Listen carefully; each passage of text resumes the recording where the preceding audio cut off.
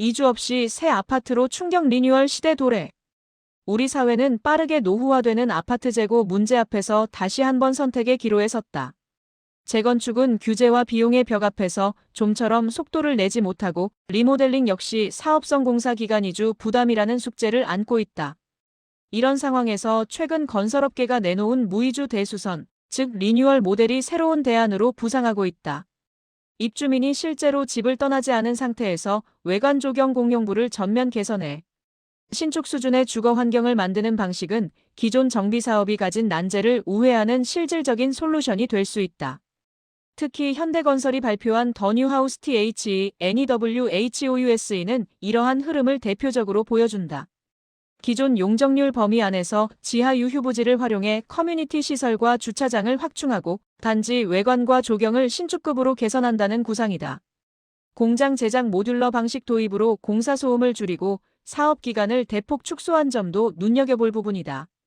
불필요한 시간과 비용을 절약하고 무엇보다도 살면서 고치는 방식을 구현하기 위한 고민이 엿보인다. 재건축은 멀어지고 리모델링은 부담스러운 현실.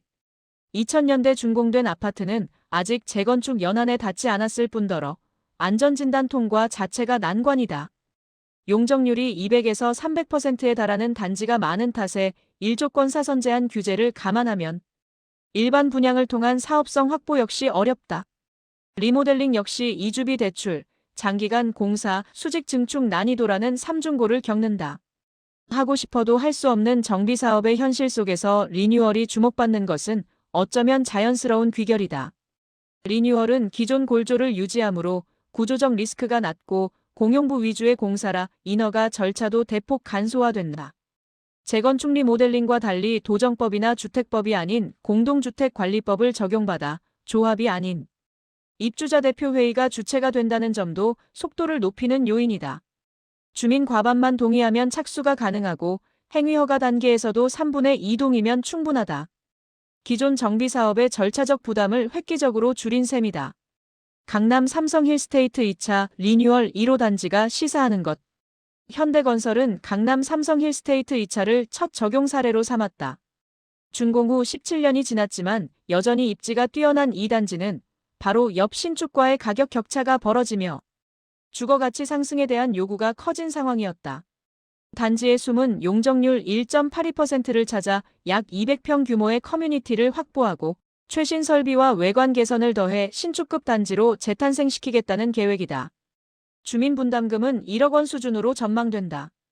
일반 리모델링보다 낮은 금액이며 이주비 금융 비용이 없는 만큼 실제 체감 부담은 더 작을 것으로 보인다. 장기 수선 충당금을 일부 활용할 수 있다는 점도 장점으로 꼽힌다. 다만 세대 내부 구조 변경은 포함되지 않아 내부 리모델링을 원한다면 별도로 비용과 이주 기간을 감수해야 한다. 이 사업이 성공적으로 마무리된다면 리뉴얼은 향후 전국 노후 단지의 새로운 정비 모델로 자리 잡을 가능성이 크다. 재건축이 불가능한 고용적률 단지나 일기, 신도시 아파트, 지방의 저사업성 단지에도 적용이 가능한 만큼 확장성도 높다. 리뉴얼의 한계는 여전히 존재한다. 그러나 리뉴얼이 만능 해법은 아니다. 근본적으로 골조를 유지하는 방식이기 때문에 세대 내부 구조 개선, 주동 간 거리 부족, 지하 주차장, 동선 문제 같은 근본적 결함은 여전히 남는다. 용적률 여유가 적은 단지는 커뮤니티 확충도 제한적이다. 화려한 외관과 개선된 커뮤니티가 주는 가치는 분명 있지만 실제 거주 품질이 체감적으로 얼마나 달라질지는 단지 여건에 따라 큰 차이가 있을 수 있다. 리모델링도 진화 중 건설사들의 새로운 경쟁. 한편 리뉴얼이 부상하는 가운데에도 리모델링 역시 그 한계를 보완하며 새로운 국면에 접어들고 있다. 삼성물산의 넥스트 리모델링처럼 철거 없이 내외관을 전면 개량하고 AI 기반 주차 시스템과 로봇 전용 엘리베이터 등을 적용하는 방식은 기존 리모델링의 공사 기간 사업성 문제를 상당 부분 완화한다. 포스코 ENC가 국내 최초로 성공한 수직 증축 리모델링 역시 업계에 강한 신호를 던졌다. 분당 느티마을 3단지를 리모델링한 더샵 분당 TL1이 청약 흥행을 기록하며 사업성 확보에도 긍정적인 사례를 남겼다. 향후 대치현대, 고덕아남 등 주요 단지가 수직 증축을 채택하는 흐름도 이런 변화를 반영한다.